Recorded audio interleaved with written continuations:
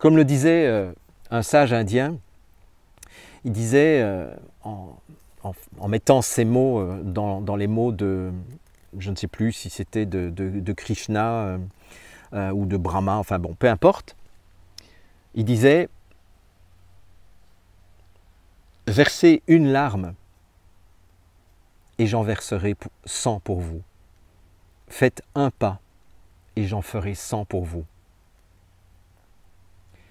J'aimais vraiment beaucoup cette phrase qui rejoint finalement cette phrase de l'Évangile aussi, où Jésus dit « Frappez et on vous ouvrira.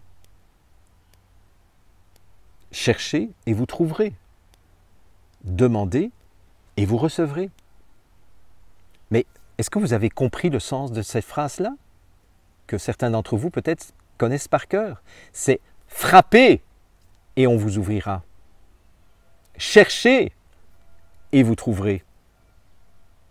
Demandez et vous recevrez. » C'est-à-dire que qui doit faire la première démarche? C'est nous. Lorsque je vous parle d'une pénurie alimentaire potentielle, ce n'est pas pour vous faire peur. C'est pour vous inviter à vous responsabiliser. Et après, de lâcher prise.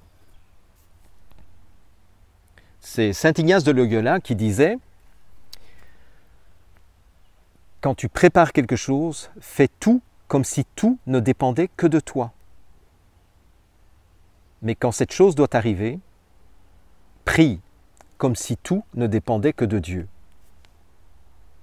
C'est exactement la même chose que ce que je vous dis lorsque je vous dis « Préparez-vous pour une pénurie potentielle sur le plan alimentaire. » Cette phrase de saint Ignace de Loyola, je la trouve très intéressante parce que c'est une des meilleures définitions que j'ai du lâcher-prise. Le lâcher-prise, c'est de faire tout comme si tout ne dépendait que de nous. C'est-à-dire, faire vos réserves de nourriture, ça ne dépend que de vous. Mettre en place des stratégies optimales de conservation, et là, vous verrez dans le PDF que j'ai préparé, il y a énormément de stratégies de conservation qui sont géniales, auxquelles je n'avais pas du tout pensé et dont j'étais même ignorant. J'étais même ignorant des dangers qu'il y avait à conserver les choses comme je vous l'ai montré dans des sacs. Ça, c'est faire tout comme si tout ne dépendait que de nous.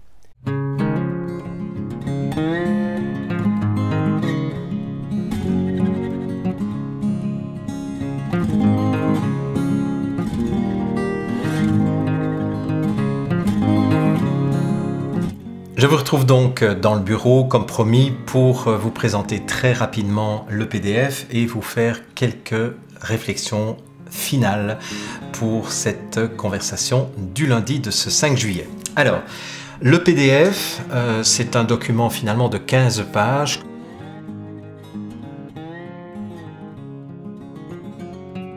Alors, ce document n'a aucune prétention, il n'est pas exhaustif.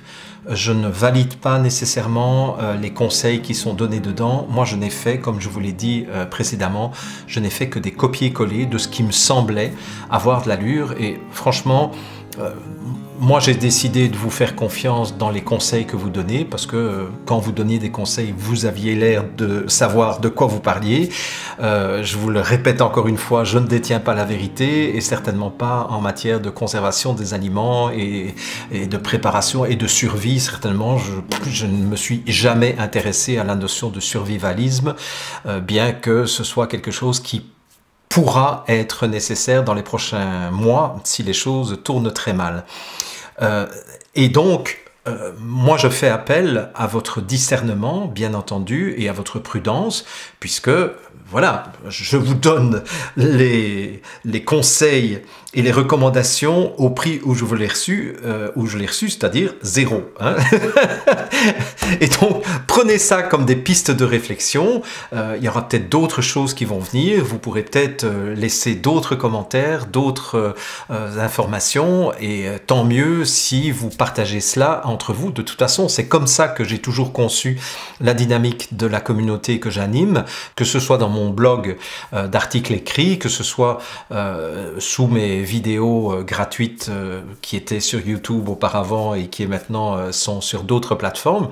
Moi, j'ai toujours considéré que nous sommes une communauté d'adultes responsables et nous avons chacun et chacune la responsabilité de vérifier l'information, de ne pas prendre l'information comme quelque chose de tout cuit en bouche et comme parole d'évangile. Surtout que même l'évangile, d'après ce que les historiens disent, a été un petit peu beaucoup manipulé au cours des siècles. Et donc, souvenez-vous le film Le nom de la rose ou le roman Le nom de la rose. Et effectivement, il y a parfois des petites entourloupettes qui se font au cours des siècles. Voilà. Donc, ce document PDF qui fait 15 pages, il y a les 2 premiers chapitres, parce que à la page 1, vous avez la table des matières. Donc vous avez les 2 premiers chapitres, Ne pas paniquer et l'entraide, qui sont des réflexions philosophiques générales, etc. Et vous verrez que j'ai copié-collé tout ce qui me paraissait pertinent, y compris plusieurs commentaires qui étaient très critiques par rapport à mon positionnement, et c'est pour ça que j'ai fait la première partie de cette vidéo dans mon potager, pour préciser pourquoi j'agis comme j'agis vis-à-vis de vous, et pour préciser que je ne suis pas en train de semer la peur parmi vous, et je ne suis pas non plus en train de créer une réalité en ne tenant pas compte des lois de la création dans l'univers. Je connais ça beaucoup mieux que beaucoup de personnes, mais je trouvais intéressant de mettre dans ce document également des choses qui étaient critiques, parce que ça peut continuer à alimenter une réflexion entre vous, et je pense que ce sera la meilleure chose à faire, c'est de rester vigilant par rapport à ce que nous véhiculons les uns les autres, y compris moi. Deuxième partie, c'est tous les conseils pratiques concernant la survie alimentaire. Ça, c'est de la page 4 qui commence par cultiver en hiver jusqu'à la page 11, vidéo intéressante à regarder. Et puis de la page 12 à la page 15, c'est un fourre-tout. À la limite, j'aurais pu très bien ne pas mettre ces 4 dernières pages, mais ce sont des éléments d'information que j'ai trouvé intéressantes autour de la crise du Covid, par rapport à comment se protéger du Covid, les tests PCR, le vaccin, la contamination par la protéine spike, etc. Donc vous verrez cela, mais c'est pas vraiment dans le sujet de la vidéo d'aujourd'hui, donc je ne ferai aucun commentaire. Alors maintenant, c'est la surprise du chef, pour terminer vraiment cette conversation du lundi. C'est 2 petites vidéos que j'ai préparées à votre attention, ça m'a pris beaucoup de temps,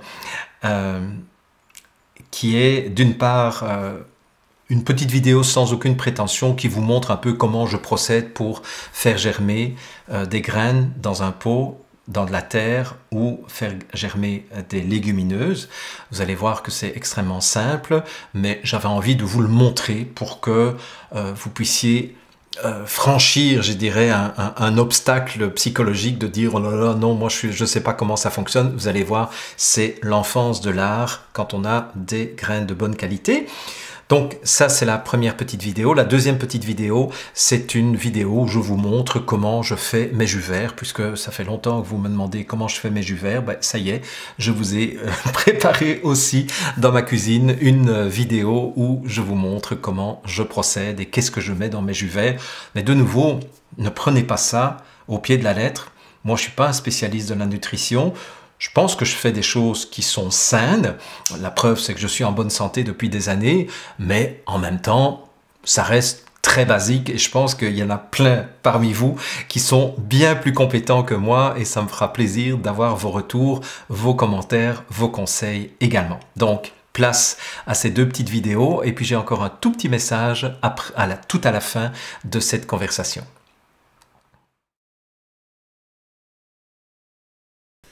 Voilà, dans cette première séquence, je vous montre comment je procède avec des légumineuses. Ici, ce sont des fèves mung, mais ça peut se faire aussi avec des pois chiches et avec plein d'autres choses. Donc, vous mettez la quantité que vous désirez dans un bocal en verre. Vous mettez de l'eau purifiée de préférence et vous laissez tremper dans l'eau pendant minimum 12 heures. Vous pouvez même le laisser pendant 24 heures si vous voulez. Ce qui est important, c'est tous les jours de rincer votre bocal. Et dès le 2e jour, vous pouvez pencher le bocal de façon inclinée, de telle sorte que les fèves puissent s'égoutter. Et voilà ce que donne le bocal après 48 heures. Vous voyez que les fèves ont déjà germé et à partir de là, eh bien, c'est comestible et vous pouvez les consommer sans les avoir cuites. Donc ça, c'est très utile lorsqu'on n'a pas de moyen de cuisson.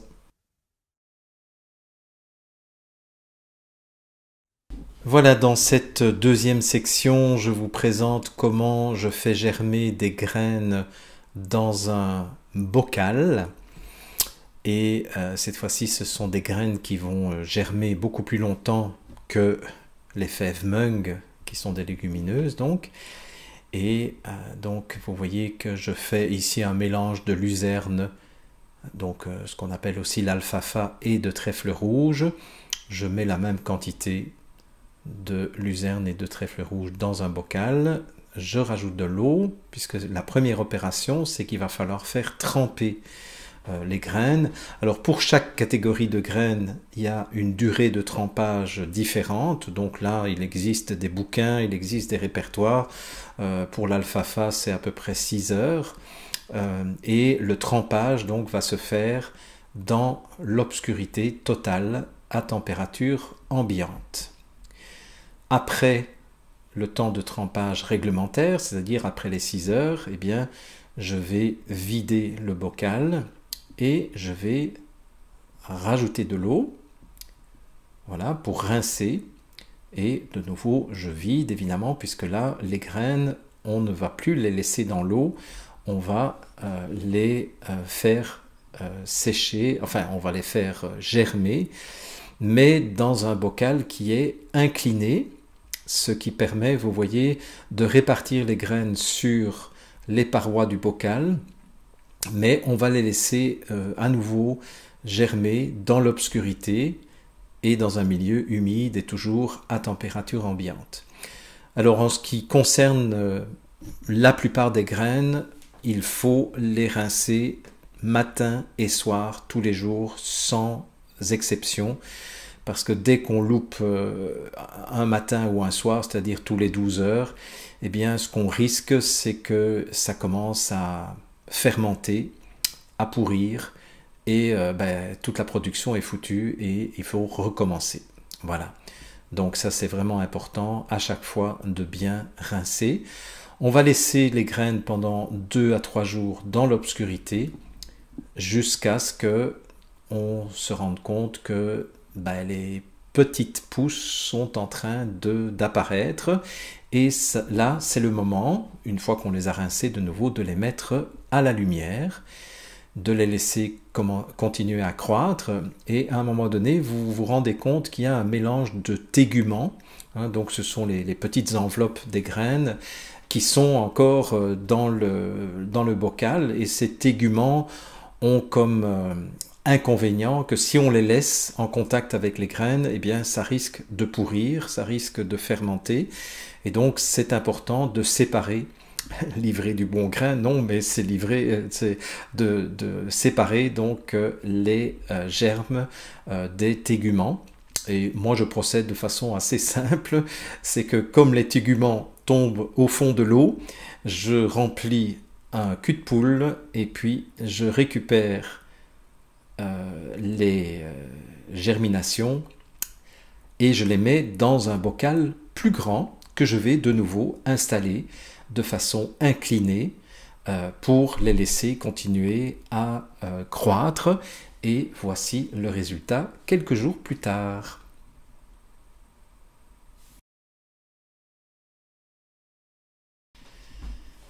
Troisième section, c'est cette fois-ci la germination de graines sur un terreau. Ici, je travaille avec des graines de tournesol non décortiquées. Donc vous voyez que je mets quelques cuillères de graines de tournesol, ça dépend de la quantité que je veux en faire. Et la première chose que je vais faire, comme pour l'alfalfa, la luzerne, le trèfle rouge, etc., je vais faire tremper ces graines, sauf que le tournesol, le sarrasin, etc., c'est plutôt 10 à 12 heures de trempage dans l'obscurité à température ambiante, plutôt que 4 à 6 heures comme pour d'autres types de graines. Et une fois que les graines ont trempé, eh bien je vais les rincer convenablement.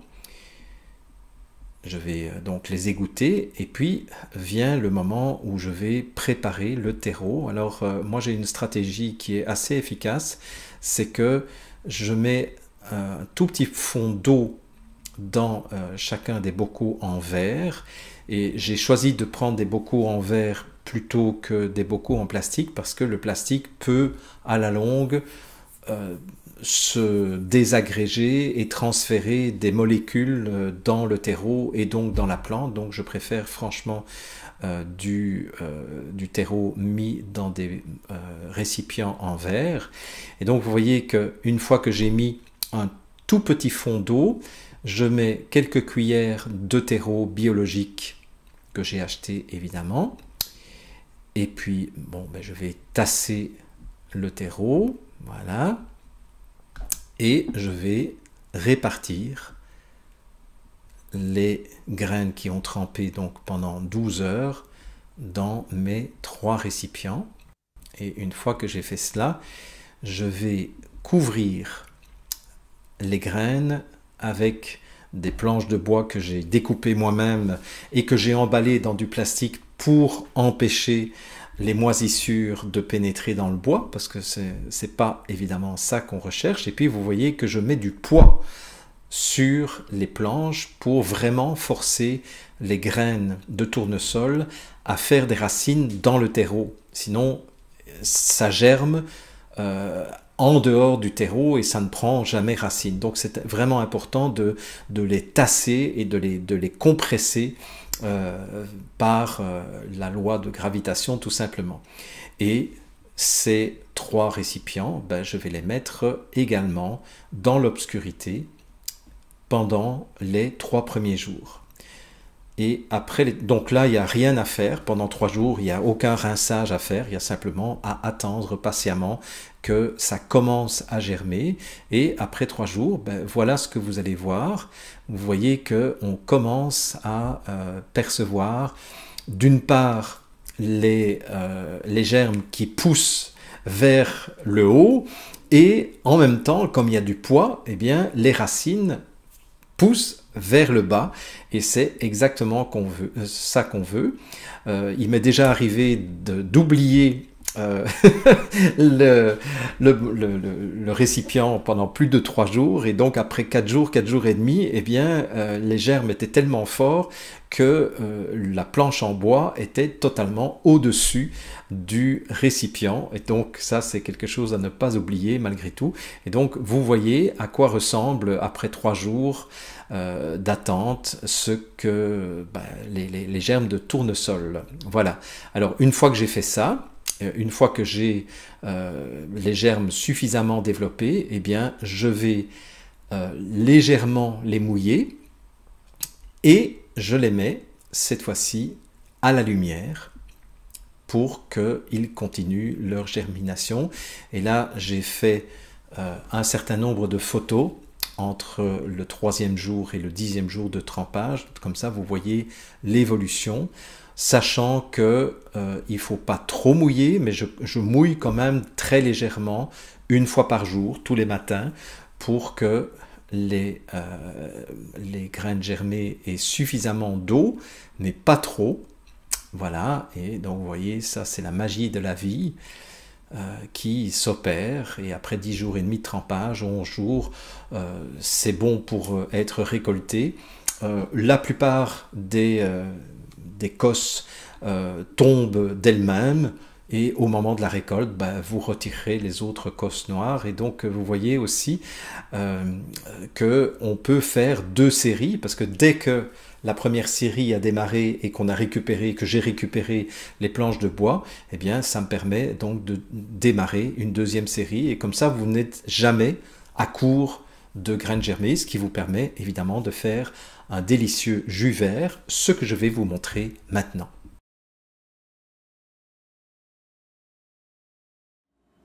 Voilà, malgré les apparences, ceci n'est pas une émission culinaire, je n'ai pas l'intention de changer de carrière et je n'ai pas l'intention de lancer une série d'émissions culinaires. Je me suis simplement dit que ça pouvait vous être utile de savoir comment je préparais mes jus verts, parce que vous avez été très nombreux à me le demander, et comment je faisais à partir des pousses de tournesol que je fais pousser. Donc, je vous montre les ingrédients que j'utilise et évidemment, à partir de là, vous improvisez selon vos goûts, selon ce qui est à votre disponibilité, bien entendu. Mais donc, dans les ingrédients que j'ai préparés pour vous, comme ça ira plus vite, il y a des germes de tournesol. Avec ça, je vais faire 6 grands bocaux, vous allez voir. J'ai 2 à 3 pommes, ça dépend de la grosseur des pommes. J'ai des glaçons, je vais vous expliquer pourquoi tout de suite. J'ai de l'eau, bien entendu. J'ai 2 citrons. J'ai du persil et de la coriandre. Et j'ai du gingembre et du curcuma, très très important. Et là aussi, vous mettrez les quantités que vous voulez en fonction de ce que vous êtes capable d'absorber. Voilà. Alors, en fait, c'est tout simple. Bon, j'utilise personnellement un Vitamix, mais bon, vous pouvez utiliser ce que vous voulez. Moi, j'ai un Vitamix et le but du jeu, c'est de mettre les plus gros ingrédients et les plus solides au fond. Et je vais commencer par des glaçons. Hein, je vais en mettre, allez, je vais en mettre 6-7. Pourquoi est-ce qu'on met des glaçons? Ben, c'est tout simplement pour réchauffer, pour éviter l'échauffement des ingrédients que vous allez mettre par la suite. Parce que sinon, ça chauffe de trop et ça détruit les qualités de ces merveilleuses pousses qui sont tout à fait fraîches. Voilà. Alors, je vais mettre aussi quelques éléments, hein, donc du curcuma. Voilà. Je vais mettre une partie de mon gingembre. Voilà, donc plus j'en mets évidemment, plus c'est épicé, mais moi j'adore le gingembre. Voilà. Hop. Alors, eh bien, on va continuer par ce qui est le plus dur, c'est-à-dire les pommes. Donc là, je vais mettre la moitié de mes pommes, puisqu'en fait, je fais les choses en 2 fois. Parce que je n'ai pas assez de volume de contenance. Voilà. Je vais mettre un citron. Vous voyez, tout simplement. Et puis, je vais mettre les ingrédients. Alors, je commence souvent par le persil. Alors, si vous n'avez pas de persil ou de coriandre, j'irais n'importe quel légume vert peut faire l'affaire. Ça m'est déjà arrivé de mettre de la salade ou de mettre des épinards. Enfin, en fait, tout ce qui est vert, c'est bon, quoi. Hein. Alors, je mets aussi la coriandre, voilà. Vous voyez, en fait, c'est hyper simple, hein, surtout quand vous avez préparé les choses à l'avance. Je vais mettre déjà une partie de mes germes de tournesol, voilà. Et je vais rajouter de l'eau, bien entendu. Voilà. À peu près à la moitié, sinon ça va déborder. Et c'est tout. Donc je vais déjà mixer cela et vous allez voir le résultat. Et voilà, donc ça c'est la première batch, comme on dit ici au Québec. Voilà, donc vous voyez, c'est un très beau liquide vert.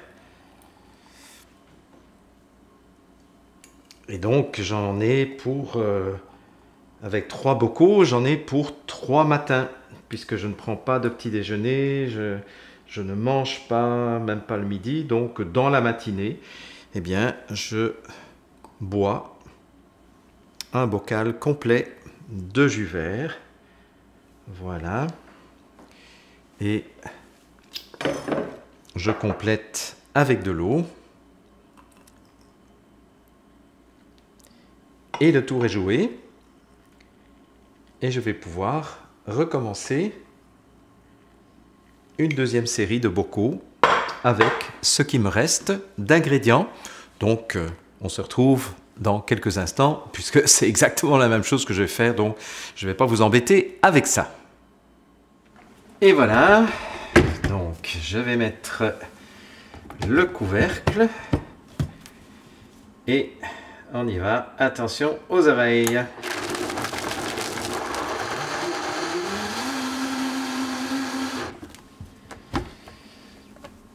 Et je rajoute ce qui reste de tournesol, de germes de tournesol. Voilà.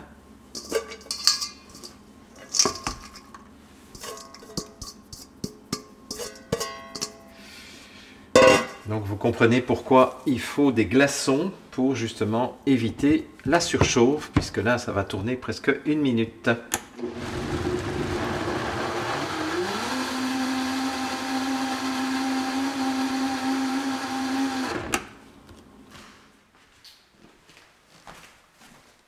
Voilà la deuxième partie de ma préparation. Donc si vous trouvez ça trop vert, parce qu'effectivement j'ai certains de mes amis ou amies qui trouvent que ça goûte presque du jus de gazon, ce que je trouve très très injuste, ben, vous pouvez ajouter des choses qui donnent plus de sucré, entre guillemets, mais moi je ne suis pas très partisan de mettre trop de choses sucrées dans un jus vert. Donc il y a juste une pomme et demie par 3 pots comme ça, parce que bon, le but du jeu c'est pas de faire un dessert ou un smoothie. Le but du jeu, c'est d'avoir quelque chose d'intéressant pour votre système immunitaire et pour votre santé. Et ce qui est intéressant aussi, c'est que vous pouvez rajouter encore, je sais pas moi, de la spiruline ou d'autres choses. Le tout, c'est de suivre votre intuition et vos goûts et votre instinct. Voilà, ceci termine cette petite séquence qui n'a rien de très professionnel, mais au moins, comme ça, vous aurez vu comment je fais mes jus verts.